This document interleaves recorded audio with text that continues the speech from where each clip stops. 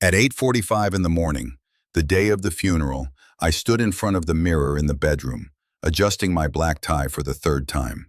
I've never been good at dressing sharp. I've always worn old jeans and faded shirts. But today was different. Today I had to say goodbye to Ellie, my wife for 33 years, my partner since before the first gray hairs appeared. And now she was gone, leaving me behind. My hands trembled slightly as I pulled the tie tight, unsure if the shaking was from grief or the anger simmering in my chest. I picked up the phone and called my only son, Brandon. He was 32, old enough to understand what respect meant. I just wanted to hear one simple thing from him, that he was on his way to say goodbye to his mother. But instead, the sound of blaring music, laughing and shouting came through the phone, followed by someone counting down. 3, 2, 1. Then the sound of popping confetti. I frowned and asked, "Son, the funeral starts at 11:30. Just reminding you so you can get ready." A moment later, his voice came through, completely indifferent, like he was talking about ordering pizza. "Mom's not coming back, and Sloane's birthday only comes once a year." I froze, my hand tightening around the phone so hard my knuckles went white. His words hit me like a slap in the face. But worse, they came just when my heart was already hollow from loss. On the other end, the music and laughter continued, and I could only hear the long, cold beep of the phone disconnecting. I placed the phone down and slowly walked over to the table, where the funeral program was neatly arranged. I looked at the list of pallbearers, the ones who would carry the casket. Brandon's name was printed in bold in the middle. I took out a pen, drew a firm line across it, each stroke sharp and final. A small act, but it was the first time I treated him like a man responsible for his actions. The service began late in the morning. Only 26 people showed up, neighbors, a few of Ellie's friends from the garden club, and some familiar faces from the church. The seat reserved for my son remained empty, as if someone had placed a sign there that said, "Busy with wife's birthday." Every time someone whispered, "Where's Brandon, Walter?" I had my answer ready, a bitter smile playing on my lips. "He's got something important to do." His important thing was hiring a band, picking out balloon colors, and taking pictures with a birthday cake covered in buttercream. Important enough to skip his last chance to stand by his mother's casket. Death knows how to keep an appointment better than my son does. I stood next to the casket, my hand resting on the polished wooden lid, feeling the cold earth that would soon cover it. Next to it was a bouquet of sunflowers, Ellie's favorite flowers. The sunflower garden in the backyard still hadn't bloomed. "We planted the seeds back in March," Ellie said. "They needed more sun, more patience. She didn't get to see them bloom, and I never expected the day I buried my wife would coincide with the day my son blew out birthday candles for his wife." I remembered Ellie's blue ceramic mug she used every morning. It still had a faint trace of red lipstick. I couldn't bring myself to wash it. The mug sat there like evidence of a habit that hadn't yet stopped, while Brandon's empty seat was a living testament to his deliberate absence. They say when you lose someone, what remains are the small details. Ellie left behind lipstick stains and a kitchen that could still breathe. Brandon left behind an empty chair and a thoughtless comment. Pastor Harold read the eulogy about family bonds, about filial piety, about the fifth commandment. I almost laughed bitterly. I wanted to ask him, "Have you ever seen anyone choose cake over honoring their parents?" But I remained silent. At 55, I've learned that sometimes silence is the sharpest weapon. Ellie's sister, Patricia, leaned in and whispered, "Walter, where is he?"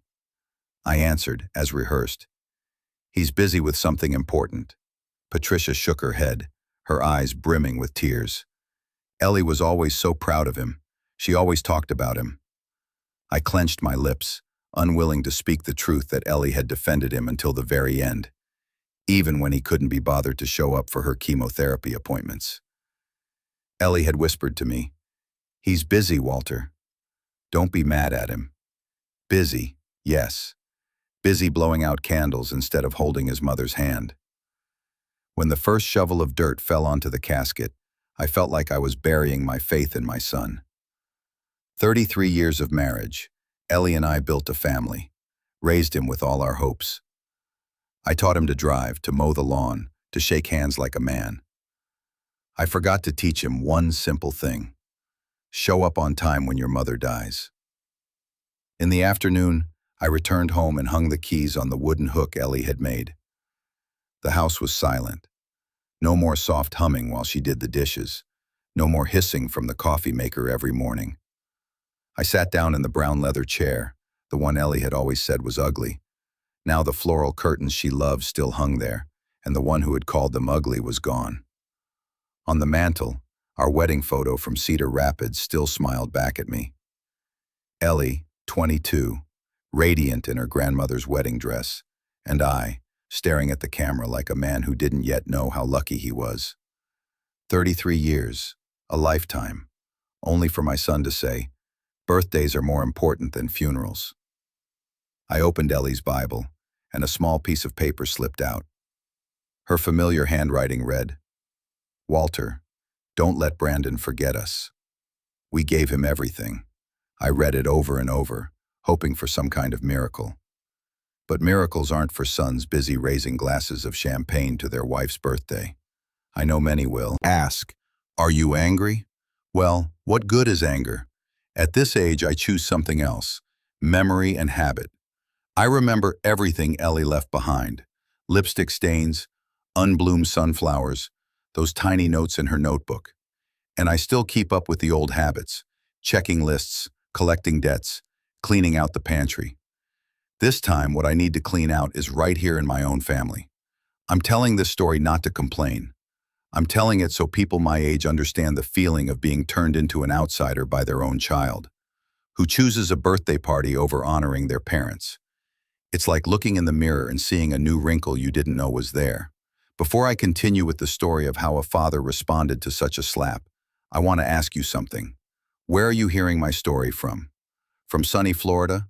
From dusty Texas? Or from a small town like Cedar Rapids? I want to know if Ellie's sighs can reach you, or if they're still stuck in this empty house. Please leave a comment so I know Ellie didn't leave in vain. In the afternoon, after the funeral, the house was so silent that I could clearly hear the ticking of the clock on the wall. I hung my suit jacket in the closet, removed the crooked black tie from my neck, and sat down at the oak dining table, the place where Ellie and I had shared all kinds of meals for 33 years, from cheap spaghetti when we were newlyweds to garlic butter roasted chicken on anniversaries. Now it was just me and the empty chair on the other side. I opened the drawer where Ellie used to keep her notebooks. She had a habit of taking meticulous notes from apple pie recipes, the schedule for watering the sunflowers, to the expenses for Brandon. I flipped through the pages, finding what looked like a financial diary of a devoted mother. At the top of each page, Ellie had written in her characteristic cursive, "For Brandon, for your future." I read aloud as if Ellie were still sitting there at the kitchen table listening. 2009, Iowa State University. Tuition, $52,000. Ellie's note, "He needs to start with a degree, Walter. The future will be bright." I clearly remember that year. We ate ramen for a week, and Ellie secretly took less meat in her bowl to save for him. I worked night shifts at the construction site, barely getting home to shower and collapse into bed. Ellie whispered to me in bed, "We're building the future for him." I believed her then. Now I think we just built a glossy highway, and he still prefers to lounge on the couch watching billboards on the side of the road instead of driving. 2013, MBA program in Chicago, $48,000. He dropped out after one semester, saying he needed to find himself. He found himself by traveling across Europe for 3 months, costing $35,000. Ellie's note, "Don't blame him, Walter. Who doesn't need a trip to grow?" Well, yes, he grew. His beer belly got bigger. 2014, first house, down payment, $350,000. Brandon stood in the living room, his arm around Sloan, saying, "Just a little more, Dad. If you help, we'll be fine." Ellie gave me a pleading look. I signed the check. Ellie's note, "Every family needs a place to call home. We had a home, but I also paid for the roof repairs. 2015. New car. $35,000. He said he needed a fancy car to impress real estate clients. I drove my old truck that clanked and rattled while he zoomed around town in his convertible. Ellie's note. He has ambition and needs the right tools. Well, the tools were there, but I still haven't seen any clients. Only maintenance bills. 2017. Green tech startup. $65,000 invested in a dating app for houseplants. The great idea. People could pair aloe vera with cactus to avoid loneliness. I asked, "Who do you think is going to pay for this?" He replied, "Two angel investors." I said, "I only see stupid angels." Wedding. $75,000. Ellie was happy, her eyes shining when she saw our son in his suit. I just remember adding up the money spent. Ellie's note. The happiest day of his life was worth every penny. Happiness where? All I saw was the bill for the band that cost twice as much as the church band. 2020 to 2022. Emergency expenses. Credit card bills. A trip to Mexico. Sloan's failed online clothing store totaling nearly $120,000. Ellie's note. We'll save up later. Save up? I started to believe that in our house, saving meant transferring money to the son. I sat down to add it all up. The final number jumped to nearly $820,000. Almost $1 million, not counting the time, effort, and the dreams we put aside. I wondered, did Ellie ever see that she was pouring money into a bottomless pit? Yes, she probably knew, but she hoped love would patch it up. As for me, I started to see clearly. We weren't raising a son. We were raising a thirst. I laughed, the dry laugh echoing through the empty kitchen. We built him a highway, and he still chose to lounge on the couch watching billboards. If Ellie were still alive, she would have given me a look for this sarcastic remark. But Ellie's gone, and I'm left with the numbers that speak for themselves. The phone rang, cutting through the silence.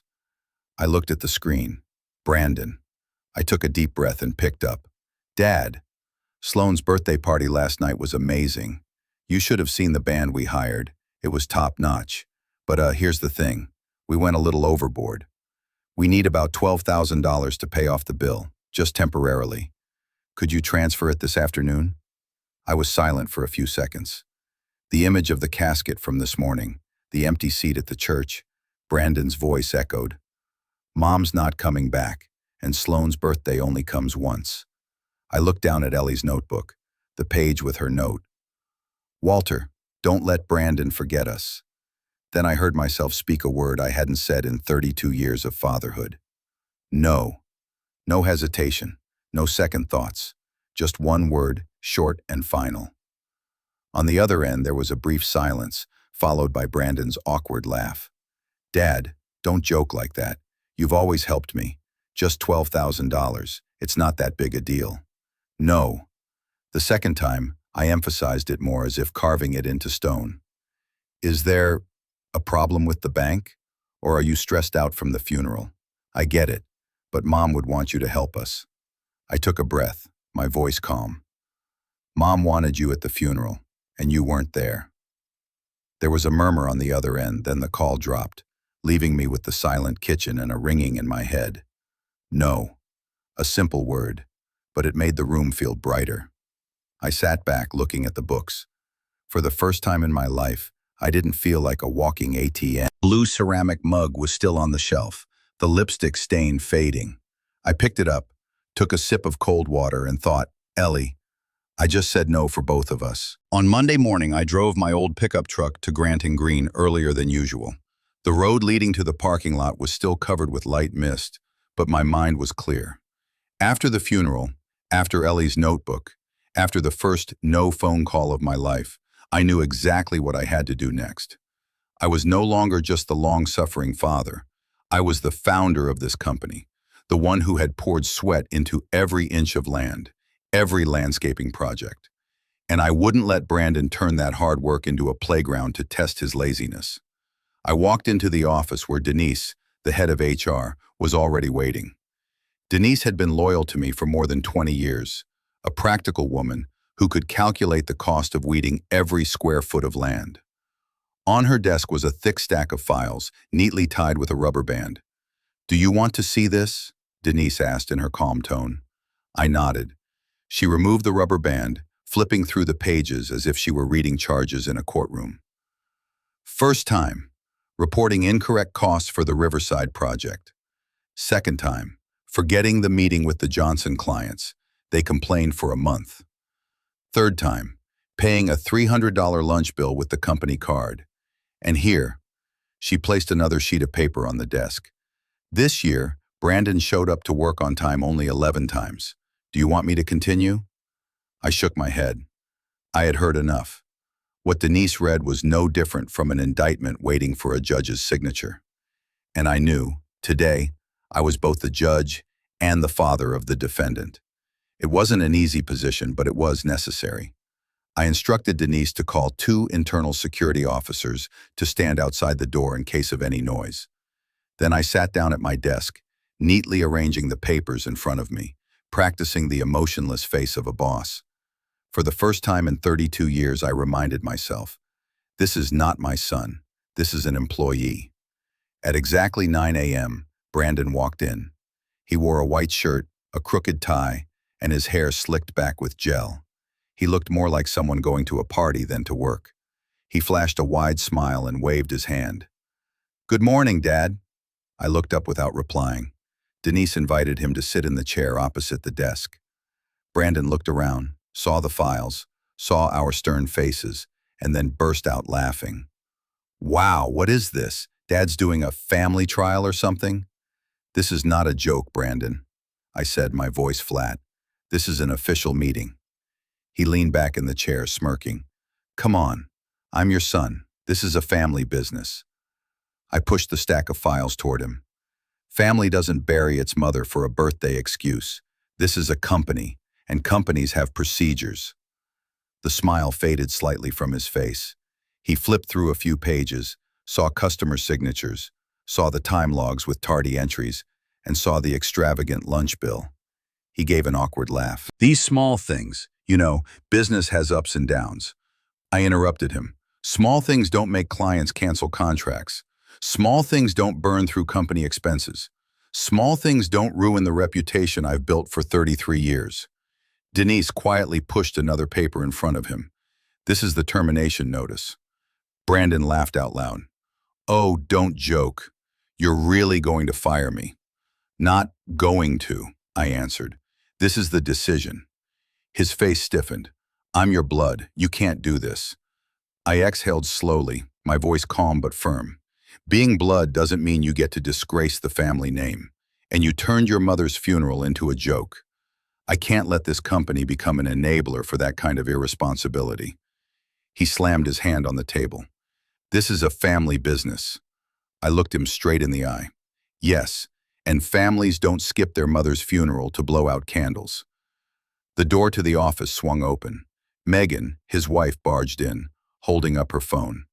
"Here, I'm live streaming this. This man, my father-in-law, is trying to fire my husband right after his mother passed away. Someone, look at this, see his true face." I glanced at the phone screen. It showed 3 viewers. Probably a friend of hers, an anonymous account, and her aunt from Ohio, who never missed a family drama. "Megan, this is an HR meeting," Denise said firmly. "Not for outsiders." "I'm family," Megan screamed. "I have a right to be here." I waved my hand, signaling security. 2 officers stepped in, polite but firm, escorting her out. Megan yelled, still holding up the phone, as she was pulled out of the room, shouting, "Cruel father-in-law. He's ruining my husband's career." The door closed behind her, leaving the room in eerie silence. Brandon sat there, his face red, his eyes a mix of anger and fear. He stammered, "Dad, do you really want me to leave?" I nodded. "Son, you left a long time ago. The day you chose cake over your mother's funeral, you fired yourself from this family. Today, I'm just doing the paperwork." He buried his face in his hands, exhaling sharply. I pushed the pen toward him. "Sign here." A moment later, he scribbled his signature, his hands shaking. Denise collected the papers, nodding at me. The decision takes effect immediately, I said, my voice even, like reading a verdict. You'll be escorted out. Your employee card is canceled, and the door codes have been changed. Brandon looked up, his eyes flashing with a mix of anger and desperation. You'll regret this, I swear. I stood up, looked him in the eye. Maybe, but at least I won't be paying for $300 lunches anymore. I gestured. The two security guards gently helped him stand and escorted him out. The sound of his shoes echoed down the hallway, slow and heavy. The glass meeting room door closed, reflecting my face in the thick glass. For a moment, I felt like a judge who had just read the final verdict. No need for a gavel, no need to say, "Court is adjourned." Just one soft door closing, and that was enough. In my head, a thought echoed. Today's meeting was no different from a courtroom. And the verdict for Brandon, this time, was one he brought upon himself. One Wednesday morning, I walked into the glass building of Patel and Associates law firm in downtown Cedar Rapids. The April air was still chilly, but inside me, it felt like I had just drunk a whole cup of strong black coffee. This was no longer a family matter. This was a chess game, and I had decided to play it to the end. Ava Patel, my lawyer for more than 15 years, stood up to shake my hand. She was sharp, always neat in a gray suit, with a voice just strong enough to make anyone believe that their signature would be safe. After exchanging a few condolences, she got straight to the point. Walter, how would you like to adjust the inheritance after Ellie's passing? I placed my briefcase on the table and pulled out a stack of papers. I want to establish an irrevocable trust. All assets, the house, the company, the shares, will go into the fund. The fund will be named the Eleanor Sunflower Fund, a scholarship and cancer support fund in memory of Ellie. Ava looked up, her sharp eyes narrowing. All of it? All of it. And I want Brandon completely removed from the inheritance list. The room was silent for a few seconds. Ava placed her pen on the edge of the notebook. Are you sure? I leaned back in the chair, crossed my arms. Sure as hell that he'll be calling for money again. Ava pursed her lips and started writing quickly on a blank sheet. We spent the whole morning going over every detail, changing the beneficiary on the life insurance, adjusting the power of attorney, and medical directives. Everything was clear. Brandon Grant was permanently excluded. The only ones with the right to manage this after were the trustees of the Sunflower Fund. I sighed, both relieved and bitter. What father ever thinks he'll sign a paper removing his own son from the inheritance? But what father also has to hear his son choose birthday cake over funeral rites? If life dealt me a crooked chessboard, I would rearrange the pieces by my own rules. Ava looked at me and asked, "Do you want to leave anything personal?" I thought for a moment. Just one thing, Ellie's wedding ring. I want it buried with me. The rest, sell it all. Turn it into scholarships, fund research. Let Eleanor Grant's name live longer than the son who once forgot it. When the papers were ready, I signed each page with firm strokes. Each signature felt like a cut through the binding that had tied me for 3 decades. Ava collected the papers and nodded. From now on, Brandon will have no claim to any of your assets. Even if he sues, the court will protect the fund. I gave a dry smile. Good. If he likes suing, let him learn how expensive lawyers are. In the afternoon, I drove to First Prairie Bank. The branch manager, David, had known me for a long time, and his smile was slightly awkward when he saw me bring a thick stack of papers. I sat down and spread the papers on the table. David, Brandon and Sloane's names. He raised an eyebrow. Walter, you've been guaranteeing them for 8 years now. If you withdraw, the bank will have to call in the debt, even... I cut him off. I know. Start the procedure today. David sipped his drink and called the legal department to check. The bank lawyer's voice on the phone confirmed. According to the law, I had the right to withdraw with a 30-day notice. I sat still, watching the cars outside, then said, "Then report it. In 30 days, they'll understand what urgent really means." David hung up the phone and sighed. Walter, do you want me to tell you the truth? Go ahead. Your son will default.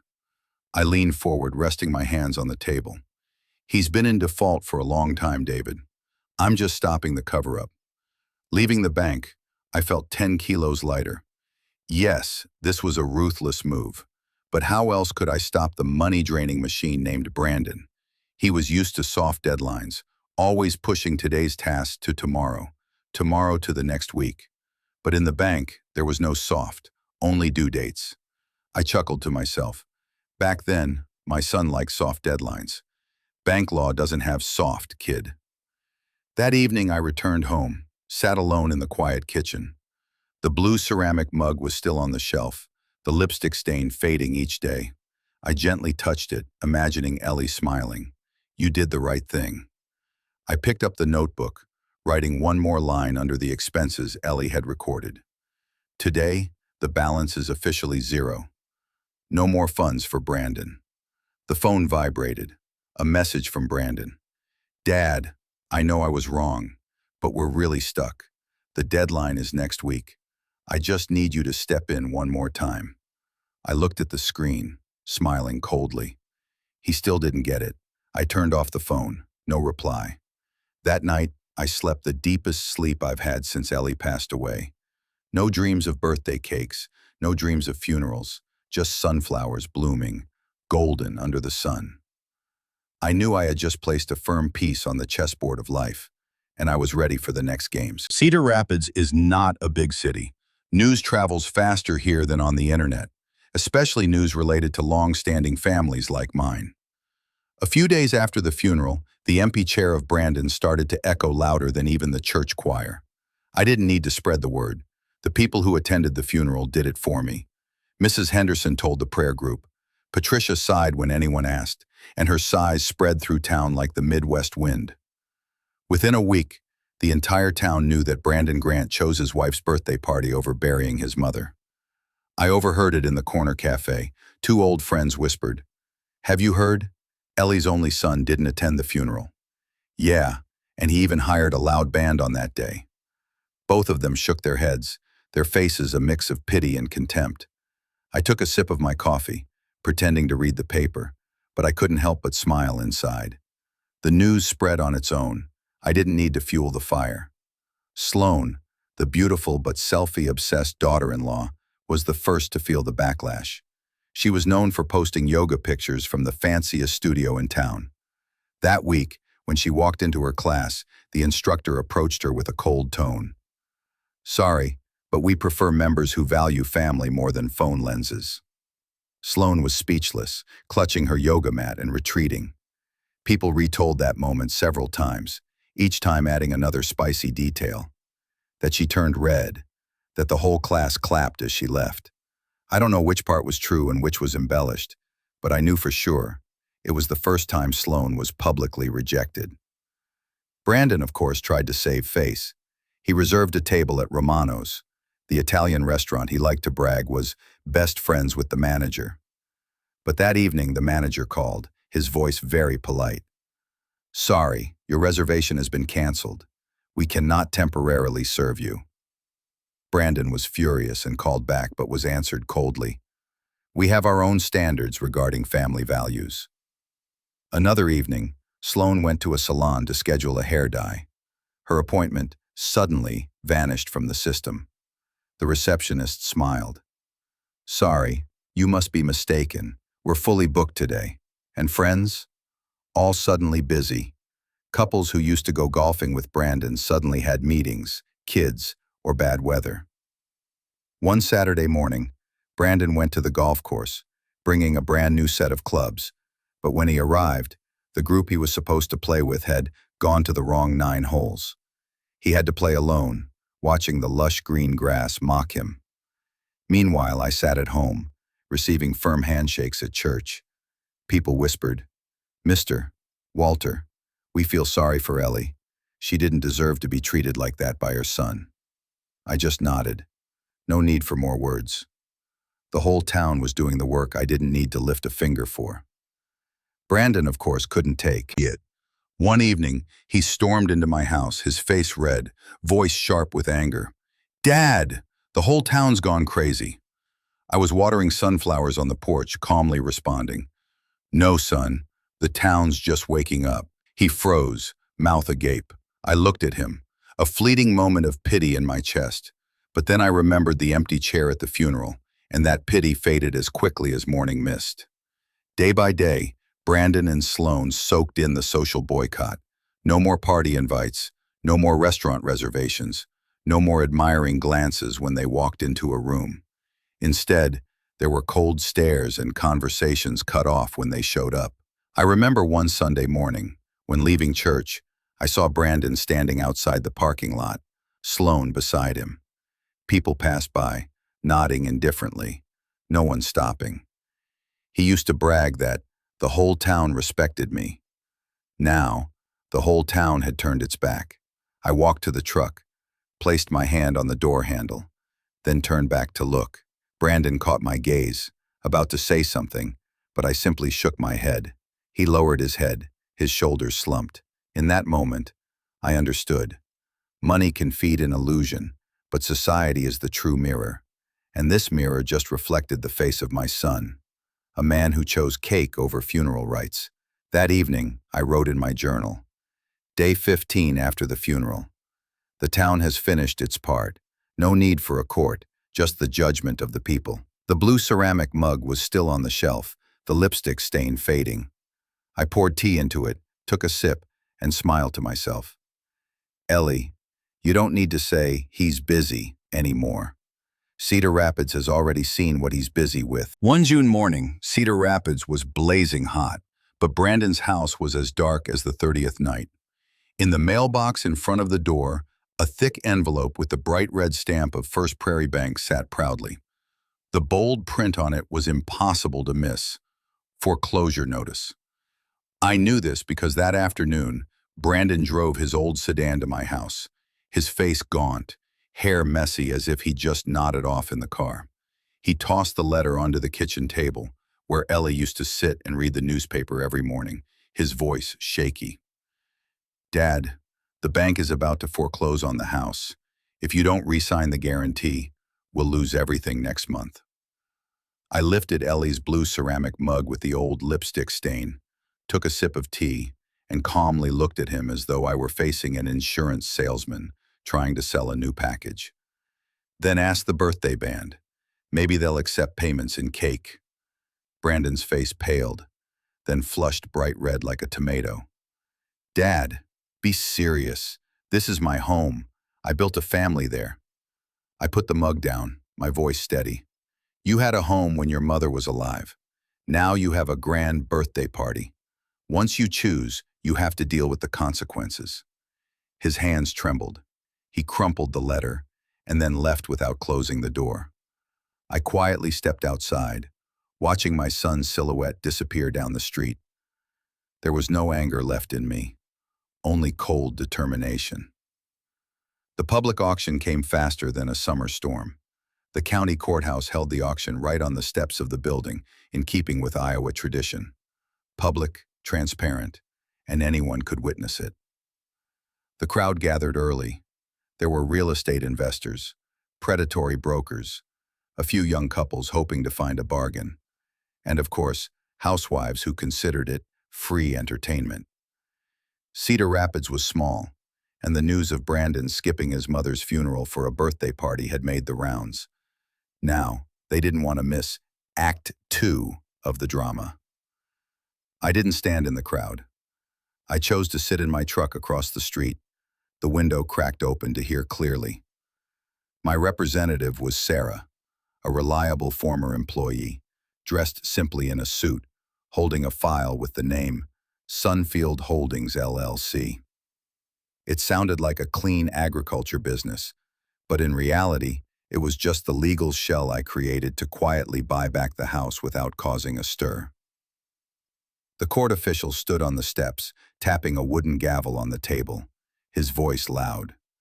"The property at 742 Maple Street.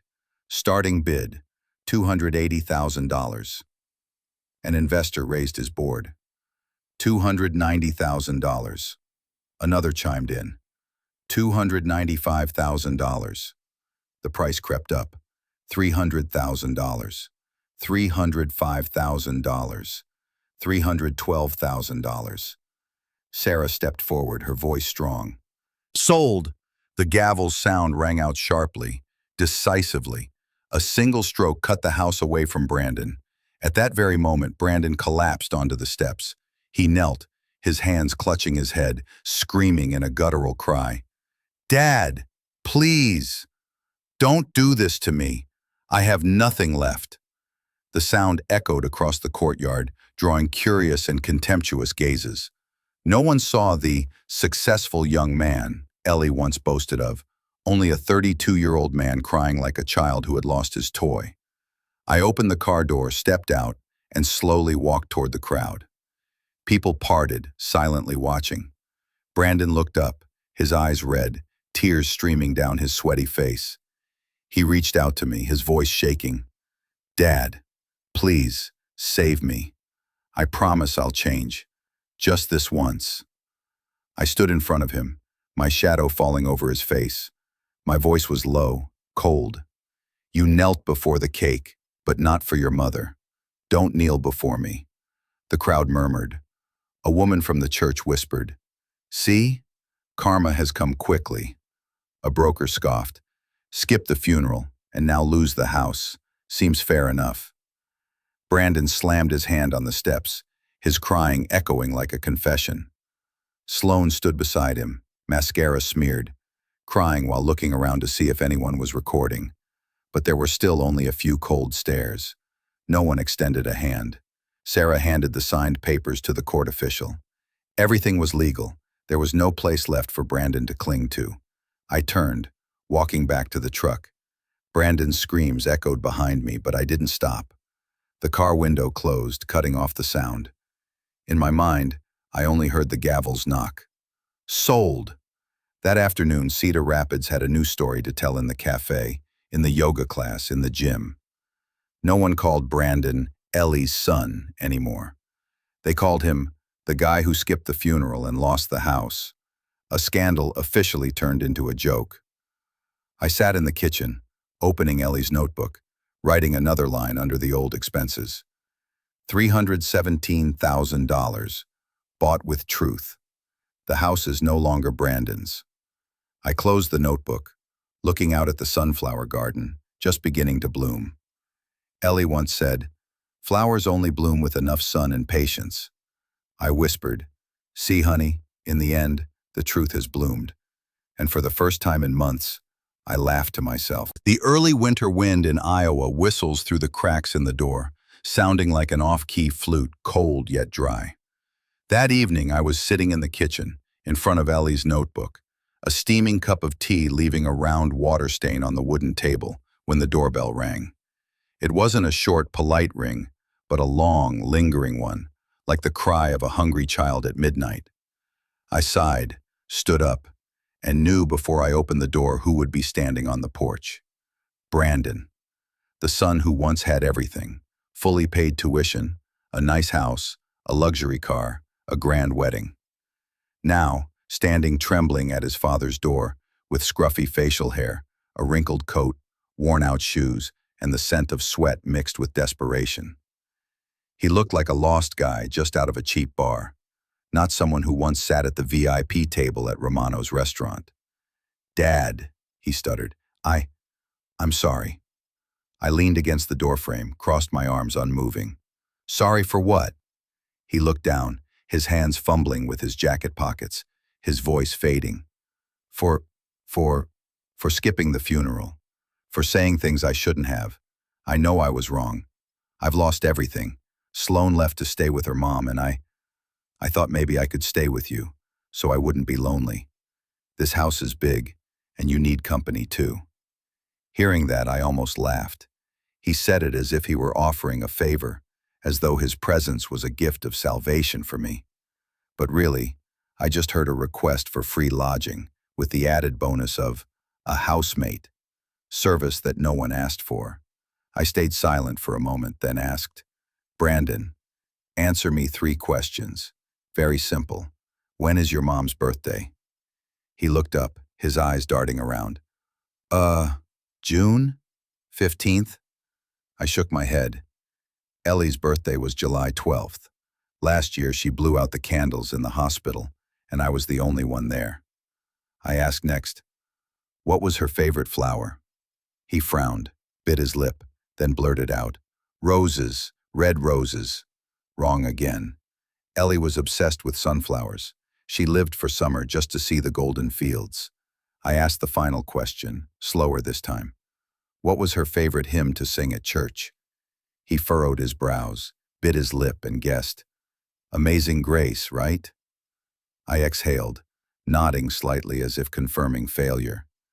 Ellie's favorite was How Great Thou Art. She sang it hoarse every Christmas, to the point that the entire church teased her as the winter singer. 3 questions, 3 wrong answers. No hesitation, no regret. Wrong to the point that it exposed how he never really saw his mother as a person with a birthday, favorite flowers, or a favorite song. I walked into the living room, pulled Ellie's notebook from the drawer. The paper was yellowed, and the soft cover was bent with time.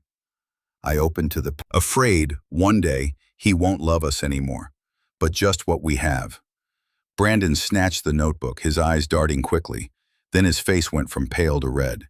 He threw the notebook down on the table, shouting, This is you making things up to slander me. You don't have the right. I'll sue you. I have a right to the inheritance. The law will be on my side. I looked at him calmly, like I was watching a fish struggling on a hook. Sue me. But remember, the lawyer will ask you those 3 questions, and you got all of them wrong. He trembled, then slammed his hand against the doorframe, the sound thundering through the porch. You think you've won? You've ruined my career, taken my house, and now you dare kick me out? I placed my hand on the door, my voice low but clear. This door only closes, Brandon. It doesn't slam. He opened his mouth, but I didn't let him argue. I pulled the door toward me. The thick wooden door closed with a sharp, clean click. Not the angry bang, not the resentful pounding, just a polite, decisive sound. I told myself, I didn't slam the door. I just let him hear a polite click. He deserves to know that his father still has manners, even if he left his manners at the birthday party that year. Outside, I heard him mumbling, then the heavy footsteps as he walked away. The sound was like an unfinished, sad song no one wanted to hear anymore. I turned back to the kitchen, sat down in the armchair, and picked up Ellie's blue mug. The lipstick stain on the rim was a little lighter than yesterday. I drank the last sip, listening to the wind whistle through the dry sunflowers outside the garden. In that sound, I thought I heard Ellie whisper, Walter, you did the right thing. Right down to the polite click of the door. And I sat there, in the wide, silent house, feeling lighter than I ever had before. Because sometimes, love isn't about opening the door for your son. It's about having the courage to close it, politely, at the right moment. A year later, summer returned to Iowa. The golden sun stretched over the fields, and in my backyard the sunflowers Ellie planted the year before had grown tall, their yellow petals so bright that anyone passing by had to stop and admire them. Looking at them, I knew one thing. Ellie was still here, not in body, but through her legacy, not only in the garden, but in everyone touched by the fund I set up in her name, the Eleanor Sunflower Fund. That fund started with a thick file of paperwork and cold signatures in the lawyer's office, but just 1 year later, it became the heartbeat of my life. Every semester, the fund awarded scholarships to underprivileged students, kids that Ellie, if she were still alive, would have embraced and stuffed with hot cinnamon rolls. The cancer ward at the city hospital received a donation large enough to buy a new radiation machine, and at the entrance, a gold plaque was installed with the inscription, In loving memory of Eleanor Grant. I touched the plaque every time I passed by, cold as metal but warm as Ellie's whisper. You did the right thing. I started spending more time volunteering. Every week I went to church to help the women's group prepare food, or I tended to the community garden on the north side of town. There, I befriended people I never thought I'd sit at a table with. Mr. Johnson, the retired mechanic, Mrs. Linda, who sang off-key but never hesitated to sing, and especially the Ramirez family, with their young daughter Maria, one of the first students to receive a scholarship from the Sunflower Fund. Every Sunday they invited me for dinner. Mrs. Ramirez's enchiladas were so spicy they made my eyes water, but sitting in their small kitchen full of laughter, I felt more at ease than at any lavish party I ever attended with Brandon. One time, Maria handed me a handwritten card. "Mr. Grant, thank you. I will become a nurse to help people like your mother." I read it with a lump in my throat, thinking of Ellie, thinking of all the nights she stayed up late, mending old clothes to save money for Brandon, the son who never learned how to be grateful. And then there was Grace. Grace was a widow at church, someone I met in the choir. She had lost her husband 10 years ago, lived with an old cat, and had a small lavender garden in front of her porch. We started with small talk. "That sermon was good, wasn't it? Your apple pie was delicious." Then gradually, our conversations became longer after service. A few coffee dates at the corner cafe, and evenings together setting up the community dinner tables. I never called it a new love. The love I had for Ellie was a one-time thing in my life, but I called it companionship, and Grace called me her evening sun. Hearing that, I smiled, thinking Ellie would nod. "You deserve to laugh again." And Brandon? Occasionally I still saw him, not in luxurious homes or live music parties anymore, but at the gas station on Highway 380. He wore a blue uniform, bowed his head to greet customers, and sometimes silently wiped car windshields. His back was slightly hunched, his face older than his years. People in town no longer mentioned him, except in whispers. He works the late shift at the Shell station. One time, when I stopped for gas, he came up to me. He didn't ask for money. He didn't make excuses. He just said one sentence. His voice choked. "I understand what I've lost." I looked at him, seeing eyes that no longer held anger, only ashes. I didn't give him money, but I gave him a condition, my voice firm, like reading a personnel record. 1 year clean, no debt, no borrowing.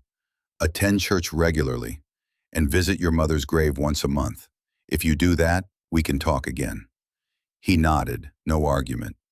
For the first time, I saw genuine humility in his eyes, not the familiar begging.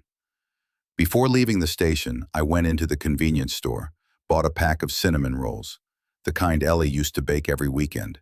I placed them on the counter, no name, no note.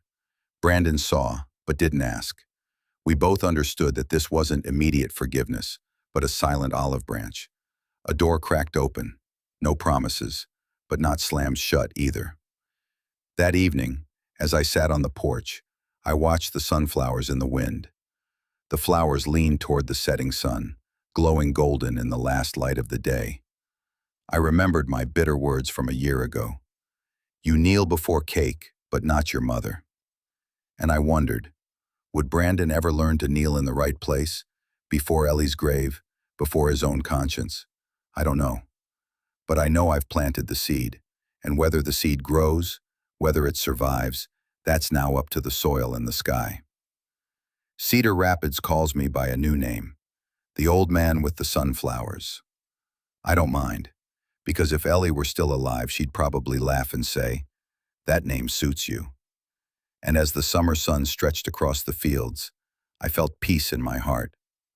Not because I beat Brandon, but because I kept my promise to Ellie, to let her name live on, not in someone's pocket, but in every sunflower that bloomed. One late summer morning, I walked out into the backyard. The sunflowers stood tall, their yellow petals fluttering in the breeze like a silent choir. I held a letter that had just arrived, a white envelope with the messy handwriting of a young person. Inside were a few lines that made my heart ache. "I'm a second-year medical student. Thanks to the Eleanor Sunflower Fund, I didn't have to drop out to work. I will become a doctor to help people like Mrs. Ellie. I am grateful to her, even though I never met her." I read it over and over, then looked up at the vast blue sky. Ellie was surely smiling somewhere. She always believed that a small act of kindness could ripple out like waves. Now, an entire field was rippling, all thanks to her name. I folded the letter and slipped it into my shirt pocket. Walking slowly through the garden, I remembered every season Ellie spent planting seeds, caring for this land like it was her own family. Now, the flowers had bloomed, not just in the garden, but in the young people whose hopes had been planted. That afternoon, I drove to Riverside Cemetery. It was a sunny, mild day, with the sky clear and bright. I brought a large bouquet of sunflowers, placing them in a vase in front of Ellie's grave. But I wasn't the only one there. Someone had come before me. Above the granite slab engraved with her name, there was another fresh bouquet of sunflowers, neatly arranged. No card, no note, just flowers. I turned and saw Brandon standing a few steps away. He was wearing a simple shirt, no wife beside him, no phone held up for selfies. He stood quietly, hands in his pockets, eyes cast down on the grass. No selfies, no social media stories, just presence. I waited for him to say something, but he didn't, and it was that silence that made me feel relieved. I sighed, a breath that didn't feel as heavy as before. A dry, sarcastic thought crossed my mind, and I had to smile to myself. He finally learned a new skill, silence. Brandon nodded slightly, then turned and walked away. I didn't call out to him. There was no need. For the first time, I saw him act without seeking recognition, without needing praise, just because it was the right thing to do. That was enough for me. When I got back home, I sat in the living room, in front of an old wedding photo. Ellie and I, 20 years old, smiling brightly. I thought about the entire year that had passed, from the painful phone call at 8 in the morning during the funeral, to the wooden gavel pounding down at the auction, to the door closing with a polite click, and now, to the silent bouquet on the grave. There were times I thought I lost everything, but in reality, I only lost the illusions. I still had Ellie, in every petal, in every thank you letter, in every laugh at the Sunday dinners with the Ramirez family, and in the calm gaze of myself. I learned one thing. Love can repay the warm embrace, or a Sunday afternoon listening to mom sing hymns. And I also realized silence, truth, and the word no are the three most powerful weapons I've ever had. No shouting, no noisy retaliation, just standing firm, letting the other fall into the void they've created. That is the most elegant revenge. I went back to the garden, where the late-day sun bathed the sunflowers in gold. I touched a petal, whispering as if speaking to Ellie. You see, finally, fairness has arrived. Not through shouting, but through flowers standing tall, silently and proudly. In the evening breeze, I thought I heard Ellie's voice. You did the right thing, Walter. Right to the end. Message and CTA, 500 words.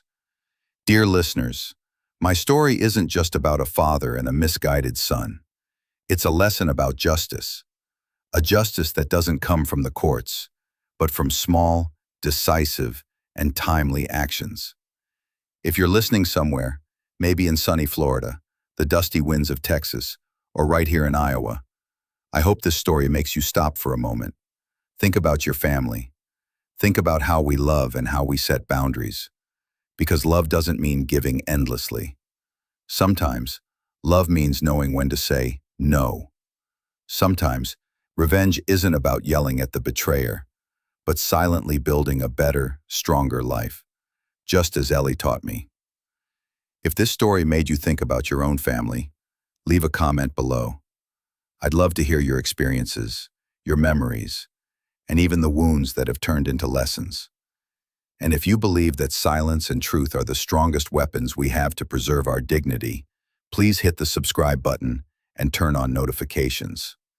Here, you'll continue to hear stories where the betrayer collapses on their own, and the one who was hurt finds their worth again. Thank you for joining me, for Ellie, and for this field of sunflowers.